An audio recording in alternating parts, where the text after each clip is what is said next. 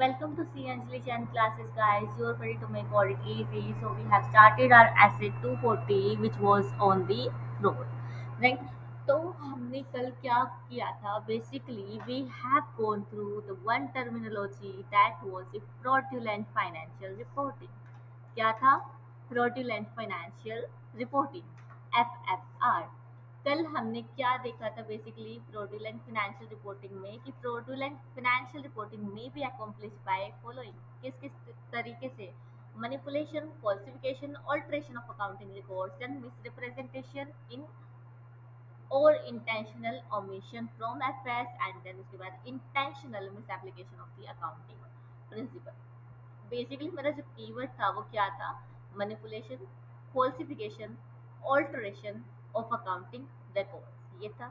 यहाँ पे intentional omission, बात थी ओमिशन की, और यहाँ पे miss application of accounting principle, ये तीन चीजें थी। एंड जिसके लिए मैंने आपको एग्जांपल दिया था कि मैनिपुलेशन, फॉल्सिफिकेशन में हम फेक सेल सपोर्ट डॉग को फोर्ज कर रहे थे, ओमिशन में हमने लीगल केस को डिस्क्लोज नहीं किया था, and miss application of accounting application में हमने क्या देखा था कि हमने ओपेक्स को क्या कर दिया था? कैपेक्स प्रेजेंट कर दिया था, यानी आर एंड एम एक्सपेंसेस जो कि अपने ओपेक्स होते हैं, ऑपरेटिंग नेचर के होते हैं, उसको मैंने क्या कर दिया था? कैपिटल नेचर के दिखा दिए। बेसिकली पीएल में मुझे डेबिट करना चाहिए था, एंड मैंने क्या कर दिया? उसकी कॉस्ट में ऐड कर दिया, राइट? देखो, अब जैसे मैंने यहाँ पे ये सारी चीजें लिखी है, तो रिवाइज करने में आपको फायदा मिल गया ना?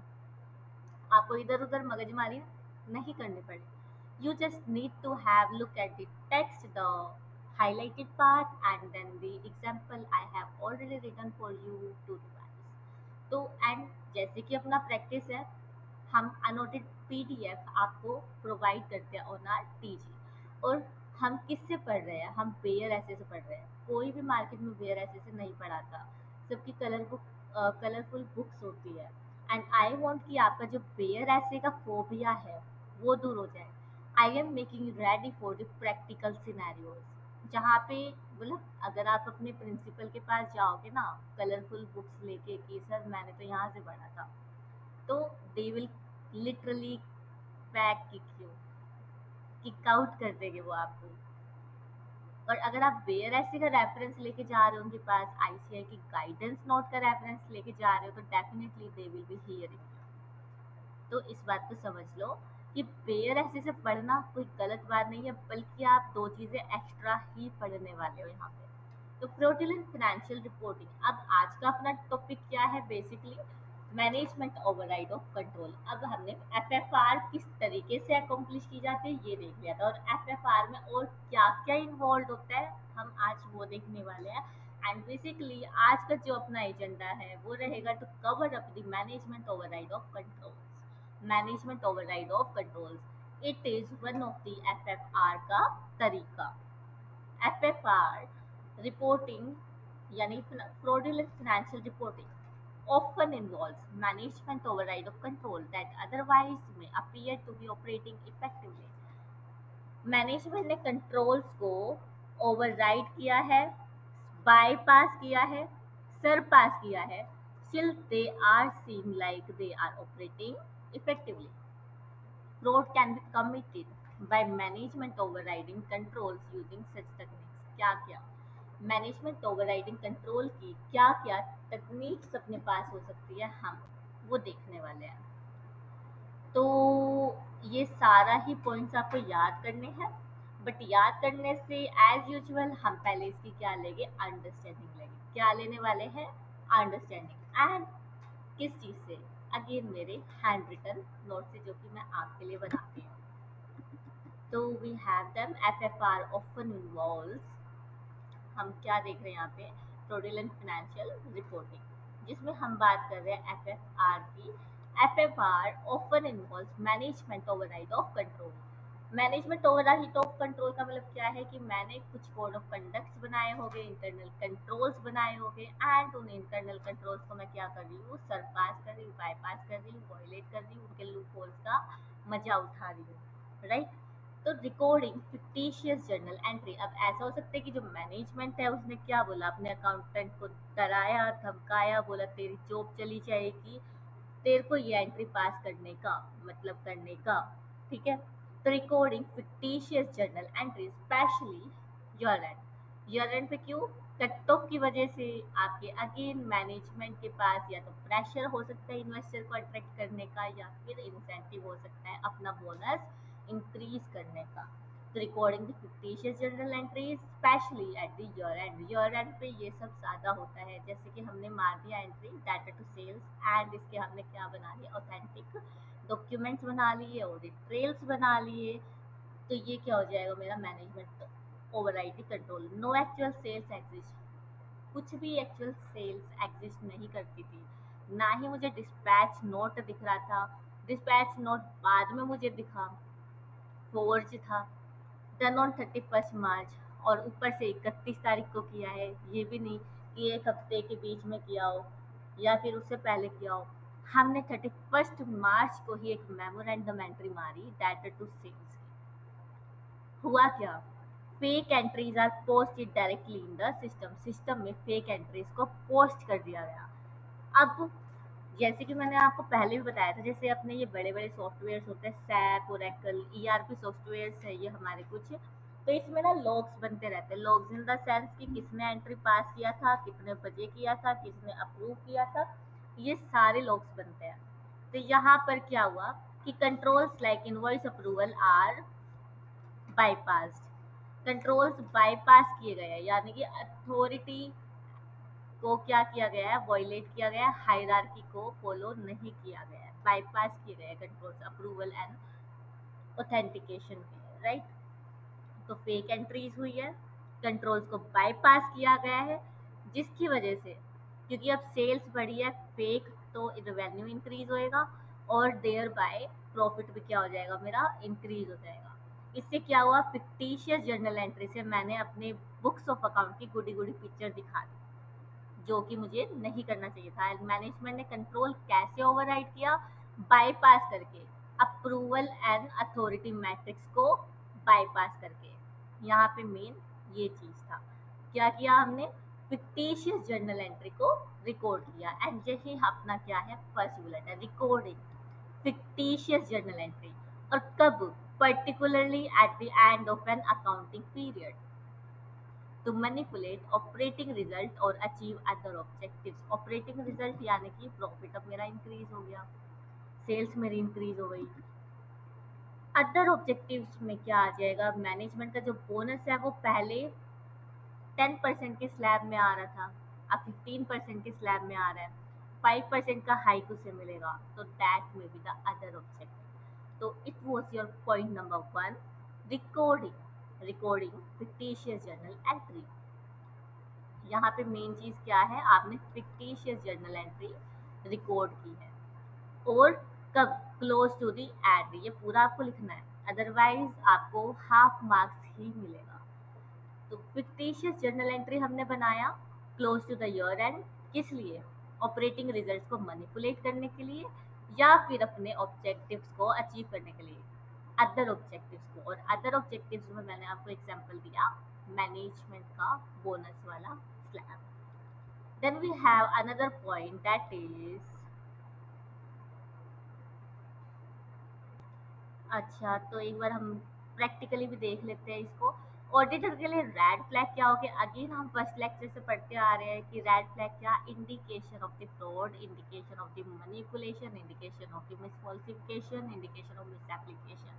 तो यहाँ पे क्या हो जाएगा, manual journal entry near end, manual journal entry मारी गई है, यानी सिस्टम को बाईपास कर दिया, पूरे सिस्टम को ही बाईपास कर दिया, अप्रूवल अथोराइजेशन इसकी ज़रूरत ही नहीं पड़ी है, डायरेक्ट हमने मेमोरेंडम एंट्री मार दी, एडजस्टमेंट एंट्री मार दी। फिर एंट्रीज विदाउट प्रॉपर नरेशन और सपोर्ट, ऐसी एंट्री जिसमें प्रॉपर नरेशन ही नहीं लिखी, इनवॉइस नंबर क्या था, सपोर्ट्स मिसिंग है, वो सब चीज़ें। And then entry pass by the senior management, and entry भी किसने पास की है, सीनियर मैनेजमेंट ने पास की है। मैनुअल जर्नल एंट्री किसने पास की, सीनियर मैनेजमेंट ने। तो यहाँ से मुझे पता चल सकता है कि मैनेजमेंट ओवरराइड ऑफ कंट्रोल के चांसेस ज़्यादा है। Then we have second point, that is inappropriate changes in a estimate and the judgment. अब आपको पता ही है कि जो अपना AFRF होता है, फाइनेंशियल रिपोर्टिंग फ्रेमवर्क, उसमें हमें कहीं कहीं फ्लेक्सिबिलिटी होती है, वहाँ पे हमें एस्टिमेट्स एंड जजमेंट लगाने पड़ते हैं। फॉर एग्जांपल अपना क्लासिक एग्जांपल चल रहा था प्रोविजन फॉर डाउटफुल टैक्स। किसका चल रहा था? Provision for doubtful tax. पहले क्या करते थे हम? 5% बनाते थे। अब क्या कर दिया हमने? इसको सिग्निफिकेंटली रिड्यूस कर दिया टू 1% विदाउट प्रॉपर जस्टिफिकेशन। मेरे पास कोई जस्टिफिकेशन नहीं है। डेटर की कलेक्टेबिलिटी वाली क्वालिटी पे कोई फर्क नहीं आया, तो भी मैंने उस प्रोविजन को 1% कैसे कर दिया? पहले 5% था, अब मैंने उसको 1% कर दिया। इसका तो ये मतलब हुआ, मैं आपको ये बताना चाह रही हूँ कि मैं डेटर से अब पैसे कलेक्ट कर पाती हूँ, ये बता रही हूँ मैं। बट एक्चुअल में ऐसा है ही नहीं। Estimates are manipulated, estimate manipulate किए गए हैं। And there is no real improvement in debtor quality. Debtor quality मतलब कि collectability of the funds from the debtors. Debtor से जो मुझे पैसा आना है उसकी कलेक्टेबिलिटी सर्टेन हो गई है, ऐसा कुछ भी नहीं है। सर्टेन जहाँ पे हो जाए तो वहाँ पे मैं प्रोविजन को रिड्यूस करूँ ना, बट कलेक्टेबिलिटी तो एक चैलेंज है ही, जिसकी वजह से आप प्रोविजन बना रहे हो। आप हमेशा से 5% प्रोविजन बनाते थे, आपने एकदम से 1% कर दिया। What is rationally behind that? And you very well know कि जैसे ही मैं 1% कर दूंगी तो इससे मेरा एक्सपेंस गिर जाएगा। प्रोविजन फॉर डाउटफुल डेट्स को हम डेबिट करते हैं ना, in provision for in profit and loss account. And then expense कम होगा तो प्रॉफिट इंक्रीज हो जाएगा अगेन। और जो आपके बैलेंस शीट में डेटर साइड दिख रही होगी, वहां पे जो नेट डेटर का बैलेंस है वो भी क्या हो रहा होगा? इंक्रीज हो रहा होगा। Because instead of 5% provision you are taking 1% provision on the debtors. This is the case. तो यहाँ पे ऑडिटर के रेड फ्लैग क्या है? सडन चेंज कैसे कर दिया आपने अजम्पशन में? 5% से 1% कैसे कर दिया?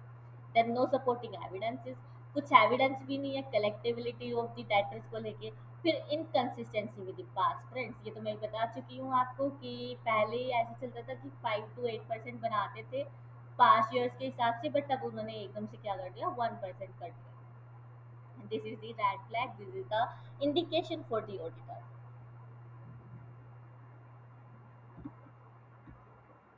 देन उसके बाद वी हैव अच्छा ओके, यहाँ से एक बार हम कर लेते हैं।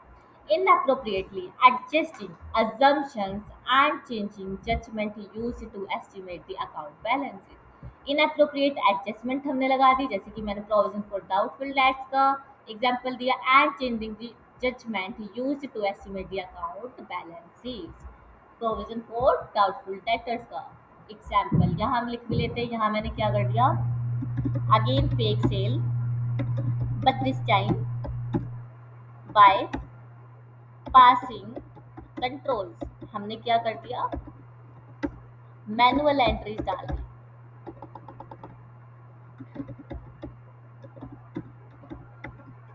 मैनुअल एंट्रीज, और प्रैक्टिकली हम इसको क्या बोलते हैं? मेमोरेंडम। मिनट, मैंने आपको नोट्स में क्या लिखवा रखा है वही लिखवा देती हूँ। जर्नल एंट्री मेमोरेंडम, इसको हम लिखते हैं जेई मेमोरेंडम, राइट। तो ये अपना अलग से एक लेजर होता है जिससे मैं ये पहचान पाती हूँ कि मैंने क्या ही अलग लिखा था, क्या ही अलग अलग एंट्रीज मारी थी मैनुअल वाली। तो ये हमारी जेई मेमोरेंडा में होता है। फिर उसके बाद इनअप्रोप्रिएटली एडजस्टिंग अजम्पशन, यहाँ पे हमने एग्जाम्पल लिया previously 5% provision on DD, but now sudden decrease to 1%.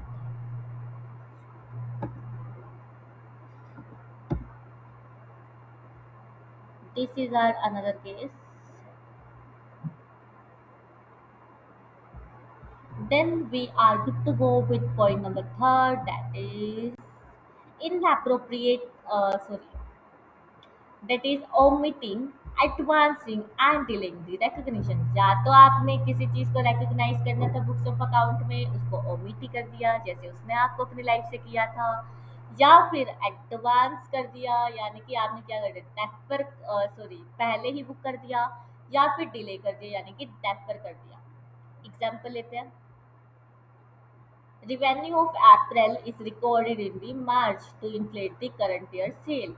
मार्च में मेरे गुड्स डिस्पैच होने थे, इनवॉइसेस मैंने मार्च में रेज कर दिए थे, अप्रैल में गुड्स डिस्पैच होने थे, तो ideally AS9 and end AS 115 के अकॉर्डिंग जो मेरा रिवेन्यू था वो बुक होना चाहिए था इन द मंथ ऑफ अप्रैल।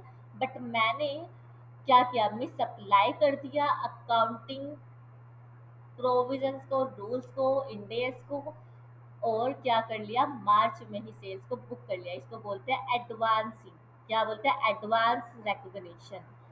अप्रैल की सेल्स बुक होनी चाहिए थी बट मैंने मार्च में कर दी। इसका उल्टा एग्जाम्पल ये हो जाएगा कि मान लो इलेक्ट्रिसिटी एक्सपेंस जो था वो मार्च का था, बट मेरे को प्रॉफिट एंड लॉस में ना प्रॉफिट ज़्यादा दिखाना था, तो मैंने उस एक्सपेंस को डेफर कर दिया। क्या कर दिया, डिले कर दिया, डेफर कर दिया।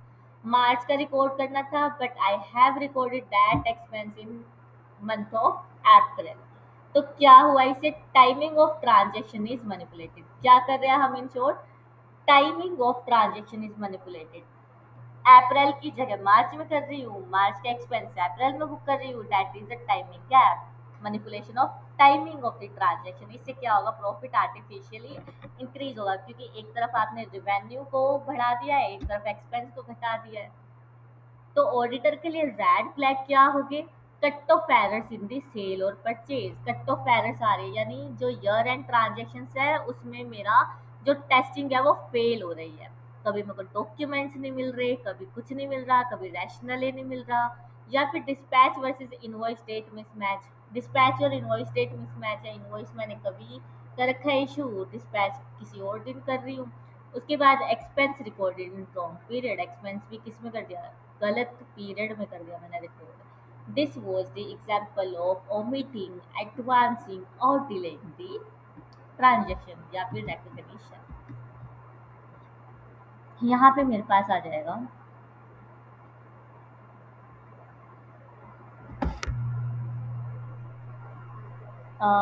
For advancing April sales booked in March month. इसका उल्टा, March expense booked in April month. ये मेरा किसका हो गया, डिले का। और ओमिट का तो आई थिंक मुझे बताने का ज़रूरत ही नहीं है, राइट। तो ये था अपना third colour. Then we have next, that is concealing और not disclosing the important facts. कुछ इम्पोर्टेंट फैक्ट्स है जो कि मैंने क्या कर लिए, छुपा दिए, कंसील कर लिए। जैसे लड़कियां अपने निशानों को छुपाती है बाय फाउंडेशन एंड कंसीलर। बाकी मेरा दूर दूर तक वास्ता नहीं है इन चीज़ों से, बट मेरी संगति में है कुछ लोग ऐसे जिनको सारे कॉस्मेटिक्स का पता है। तो just for example I said concealing or not disclosing important facts. Company has defaulted on a bank loan but doesn't disclose it in the notes। उसने कोवेलेंस की ब्रीच कर दी है, जिसकी वजह से ऐसा हो सकता है कि जो लोन की क्लासिफिकेशन है वो मेरी करंट लायबिलिटी में आनी चाहिए थी, बट बिकॉज क्योंकि कोवेलेंस का ब्रीच हुआ है जिसकी वजह से क्या हुआ, करंट में आनी चाहिए थी और ये चीज़ डिस्क्लोज नहीं की है, तो इसीलिए वो नॉन करंट लायबिलिटी में ही शो हो रही है। अब ये किस में लिखा है, breach of covenant, loan covenants AS1 and Ind AS1 for CA final. तो आप वहाँ से क्लासिफिकेशन चेंज करते हो ना, आई नो, मतलब FR आपने पढ़ रखी होगी ऑडिट से पहले, आई एम अज्यूमिंग दैट, क्योंकि FR आपने नहीं पढ़ रखी तो आप ऑडिट मत पढ़ना भाई, ठीक है। तो आपने क्या किया, बैंक के लोन के कोवेनेंट्स को, टर्म्स एंड कंडीशंस को क्या किया है, डिस्क्लोज नहीं किया। क्या हुआ इससे, important adverse information has been hidden. क्यों, क्योंकि इससे आपकी presentation and disclosure of the loan क्या हो जाएगी, इम्पैक्ट हो जाएगी।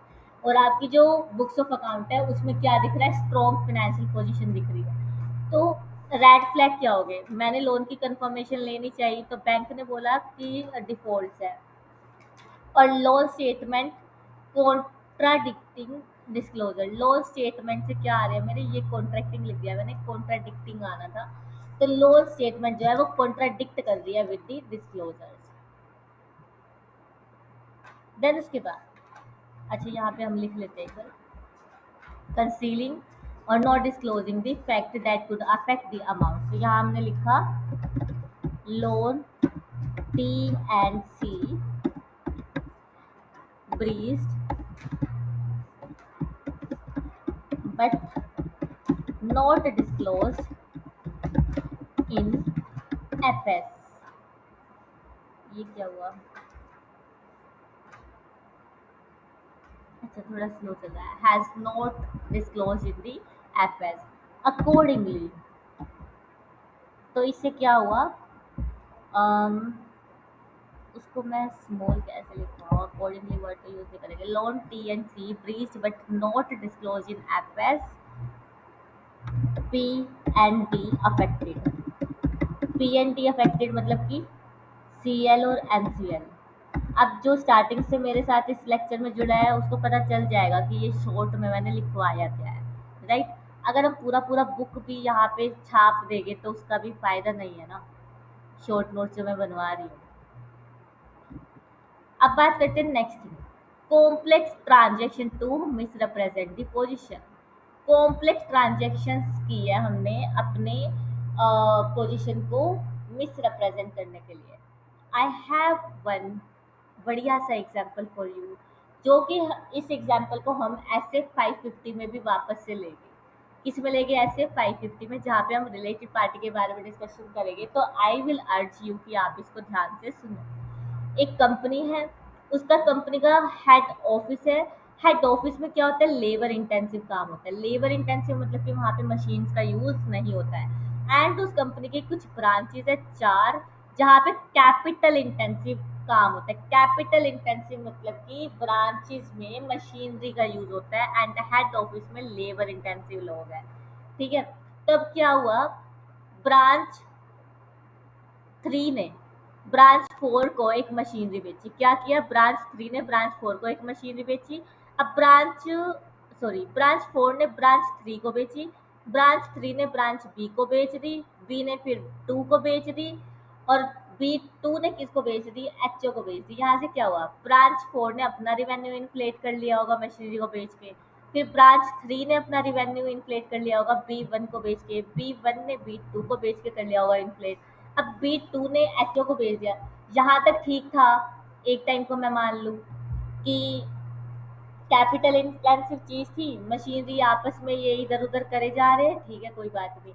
बट ब्रांच 2 ने अपने रिवेन्यू को इन्फ्लेट करने के लिए क्या किया, उसने तो HO को ही बेच डाली मशीन, जिसमें कि वो लेबर इंटेंसिव काम कर रहे थे। तो यहाँ पे रैशनल क्या हुआ, rational what was the rational of the transaction, कुछ भी नहीं।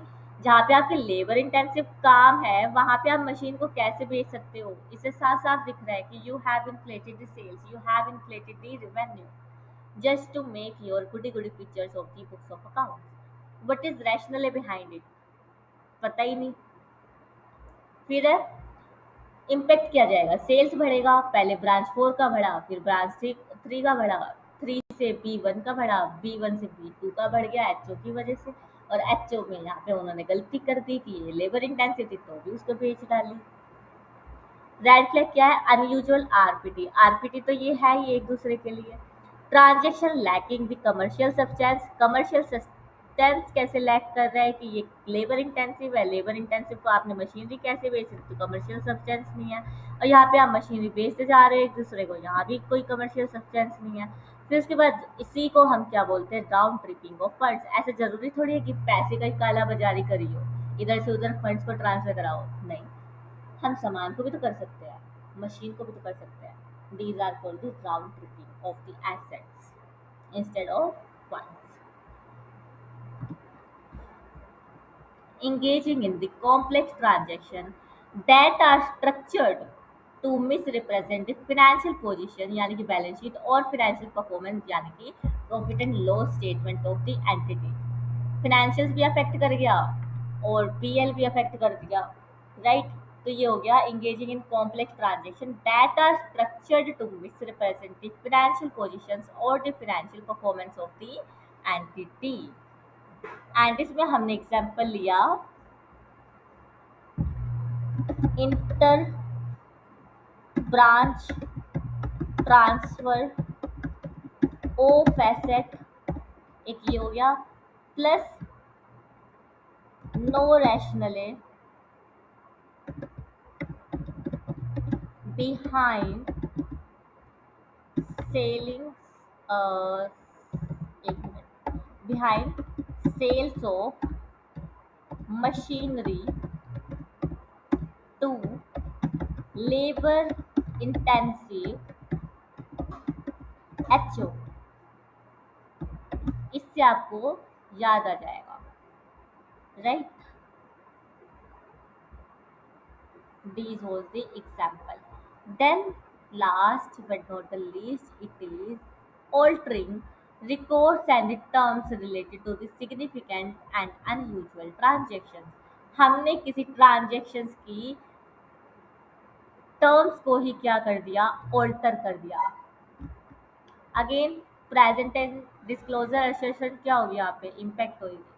For example altering records and terms of the unusual transaction. Loan agreement था, ओरिजिनली बोल रहा था कि रीपेमेंट 6 महीने के अंदर अंदर हो जाएगी, जिसकी वजह से अब आपको भी पता है कि as per AS1 and Ind AS1 अगर कोई भी चीज़ का जो लाइबिलिटी है वो मेरे विद इन 6 मंथ मुझे उसको क्या करना है, मीट करना है, सेटल करना है, तो वो करंट लायबिलिटी बनती है। बट मैनेजमेंट ने उसको ऑल्टर कर दिया, 6 मंथ की जगह क्या कर दिया, 13 मंथ्स कर दिया, तो जिसकी वजह से उसका नेचर आगे लॉन्ग टर्म बन गया। एंड लॉन्ग टर्म बनने की वजह से क्या हो जाएगा, terms are modified to improve the liquidity ratio. Liquidity ratio को मॉडिफाई करने के लिए, इम्प्रूव करने के लिए करंट बन जाएगा, तो उससे मेरी जो करंट एसेट रेशियो है वो क्या हो जाएगी, हिल जाएगी, राइट। मेरा फॉर्मूला क्या होता है करंट रेशियो का, current asset divide by current liability. Current liability अगर मेरी बढ़ गई तो करंट रेशियो क्या हो जाएगी, मेरी डिक्रीज हो जाएगी। तो यहाँ से ऑपरेशनल जो मेरी लिक्विडिटी रेशियोज है वो इम्पैक्ट करेगी। Financial ratios manipulated, financial ratio क्या हो रहा है, मैनिपुलेट हो रही है यहाँ पे, राइट। जो मैं तुम्हें एग्जांपल दे रही हूँ ना वो प्रैक्टिकली बहुत काम आते हैं। It will be like you are cracking your interview. मैंने काफ़ी सारे इंटरव्यूज दिए हैं अपने लेवल पे। मतलब इफ आई से कि आर्टिकलशिप जब ज्वाइन किया था तो वहाँ पे बहुत सारे इंटरव्यू दिए थे, ठीक है। आर्टिकलशिप ज्वाइन करने के बाद I have also switch to industry. Industry के भी मैंने बहुत मतलब पैन इंडिया इंटरव्यूज दिए हैं मैंने इंडस्ट्रियल के लिए। कहीं बैंगलोर की कंपनीज में दिए हैं वर्चुअल, गुड़गांव में तो दिए ही दिए हैं, गुजरात की कंपनीज में भी दिया है वर्चुअल इंटरव्यूज मैंने बहुत दिया इंडस्ट्रियल के लिए। And finally my journey get me Airtel as my industrial training place in the telecom industry। तो मैं गुड़गांव चली गई थी। बहुत सारे मैक्स लाइफ इंश्योरेंस में मैंने इंटरव्यू दिया था, सिग्निफाई में भी दिया था, अगेन ये दोनों गुड़गांव की ही है। ग्रुप ऑफ बिम्बो में दिया था, उसके बाद लैंडमार्क ऑफ बैंगलोर में दिया था। बहुत सारे इंटरव्यू दिया मैंने इंडस्ट्रियल के टाइम पे भी। देन आफ्टर बिकमिंग सीए बनने के बाद भी मैंने बहुत सारे इंटरव्यूज दिए हैं। एंड सारे ही जो इंटरव्यूज है वो स्टैट्यूटरी ऑडिट के थे। किसके थे, स्टैट्यूटरी ऑडिट के, हाँ। एयरटेल वॉज दी एक्सेप्शन, वो कॉर्पोरेट फाइनेंशियल रिपोर्टिंग के लिए था। बट अगेन वहाँ पे भी मेरा जो रोल था वो रिव्यूअर का ही होता था। तो मेरा कभी भी फिनेंशियल स्टेटमेंट से नाता कभी नहीं टूटा था। तो बहुत इंटरव्यूज दिए हैं। आफ्टर बिकमिंग सीए भी मैंने मतलब टॉप 1 to 20 50 तक दिया मैंने इंटरव्यू। एंड एमएनसीज के दिए, छोटी फॉर्म के तो कभी दिए ही नहीं। तो मतलब तुम एक ऐसे इंसान से पढ़ रहे हो जहाँ पे आपको ना कहीं नोट्स में भी पता लगना चाहिए कि मैंने इंटरव्यूज दिए एंड प्रैक्टिकल सिनेरियोस तुम्हारे पास लेके आती हूँ। यहाँ पे मतलब किसी ने सोचा था कि मैं तुम्हें क्या दूंगी एग्जाम्पल कि आप मैनिपुलेट कर रहे हो रेशियोज को, सोचा था? नहीं सोचा होगा। आई एम डैम श्योर कि आपने नहीं सोचा होगा। तो इसका इम्पैक्ट क्या पड़ेगा, करंट लायबिलिटीज डिक्रीज हो जाएगी। एक्चुअल में उसको इंक्रीज करना था क्योंकि वो 6 मंथ से ड्यू होने वाला था, बट क्योंकि आपने टर्म्स को मैनिपुलेट कर दिया, उसको दोबारा से लॉन्ग टर्म बना दिया, इससे करंट एसेट करंट रेशियो क्या हो जाएगी, मैनिपुलेट हो जाएगी, फाइनेंशियल रेशियोज मैनिपुलेट हो जाएगी। तो रेड फ्लैग क्या है, agreement terms not matching with the confirmation, यानी बैंक से मैंने कंफर्मेशन लिया होगा, उसकी टीएनसी अग्रीमेंट से मैच नहीं कर रही है। Then last minute modification in the contract, contract में ऐसा हो सकता है कि मैनेजमेंट ने अपनी तरफ से नहीं, बैंक की तरफ से लास्ट मिनट मॉडिफिकेशन करा दिया हो, उसको रीस्ट्रक्चर करा दिया हो, तो वहाँ पे मुझे देखना पड़ेगा रीस्ट्रक्चर विद कंसेंट हुआ है, कैसे क्या हुआ है, ये चीज़ें भी मुझे एनालाइज करनी पड़ेगी। सो ये अपना एग्जाम्पल्स था for altering the records and the terms related to significant and unusual transaction. जैसे कि लोन की टर्म्स को हमने चेंज कर दिया, change in terms of loan impact on current ratio. Again मैंने सिर्फ इतना ही लिखवाया है कि पूरा टेक्स्ट लिखने का अपना कोई तुक नहीं बनता है, क्योंकि यहाँ पे हमें सिर्फ एज अ समरी फॉर्म में पढ़ना है। तो आई थिंक ये सारे ही जो पॉइंट्स आपको क्लियर हो गए हुए। Still if you have any doubt you can ask me on my Telegram channel and even in the comment section of the YouTube. बाकी मैंने एक्सप्लेनेशन काफ़ी अच्छे से दी है। Still if you have doubt you can ask me. I think that's all from my side for this part. We can leave and good night. Keep revising this stuff. We will be meeting again with a new terminology in the next part. That will be misappropriation of assets. क्या होगी अपनी next terminology? Misappropriation of the assets. Till then, goodbye, good night. We'll meet soon again. Bye, guys.